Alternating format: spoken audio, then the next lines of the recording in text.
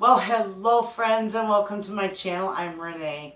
And this day we are going to freeze dry 2 number 10 cans of corn, whole kernel corn.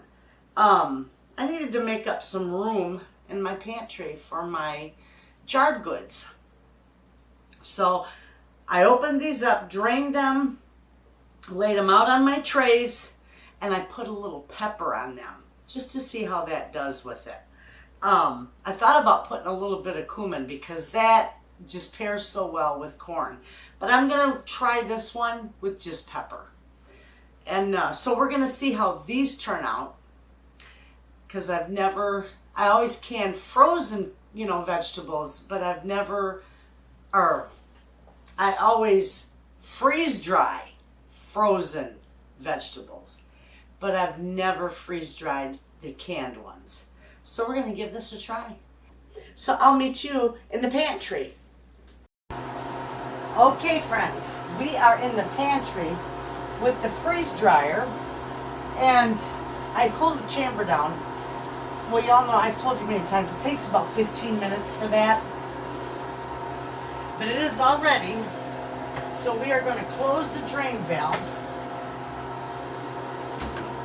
And we are going to load these in here. These are going to turn out gorgeous, I just know it.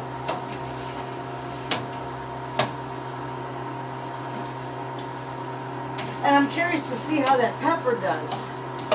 And then if it works nicely, then the next one I'll season with a little cumin, and maybe I'll even do some of the Mexican style corn in the freeze dryer. All right, we're going to shut that. And we're going to hit continue, and it's freezing. So I'm not going to tell you how long this is going to take because I really have no idea. Although I was pretty good with the tomato powder. That was 35 hours, and I guessed that pretty good. But at least it's going to take 24 hours. But that's going to turn out fantastic, and that'll be down in my root cellar and storage and out of my pantry. So I have more room for other things in here. So I'll see you friends when this is all done. Okay friends, this is done. So we've got to open up our drain valve. And those went for 23 hours. Pretty good. But this is that number 10 can of corn. Oh my goodness, it turned out beautiful. I always touch this, so I did wash my hands before I come in here. Everybody always worries about that. My hands are always clean. Oh, I'm going to bring it down here, and I'll show this to you. These turned out beautiful. Absolutely. All right, now we're going to defrost. And we're just going to shut the door, leave the drain valve open, and press continue. And now that will defrost. Let me bring you down here and show you how nice these turned out. Take a look at that, friends. Nice and dry. It feels like those packing peanuts. Real dry, but these are perfect.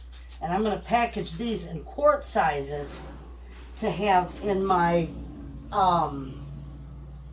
root cellar. I'm also going to seal them up in a jar. I showed you that video, how I seal these in a jar, or my powders in that. I'm also going to seal these up in a jar so that I will have some for my winter supply. That's how easy it is to freeze dry and store your food for later. And the pepper stuck right on them too, by the way. I don't know if I remember. If you remember. Yeah, I did. I put pepper on there. I showed you I did that. I'm just looking at it and I thought, boy, that looks a little, that's got black speckles. Pepper. Anyway, that's how easy it is to freeze dry. And how I wish everybody could have one. They are amazing. I love my freeze dryer. It is the gem of my pantry. And I love having it up here in my pantry.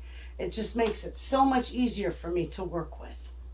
Anyway, if you are interested in learning more about freeze drying and the freeze dryers, go ahead in my description box and click on the link and do a little bit of homework on them.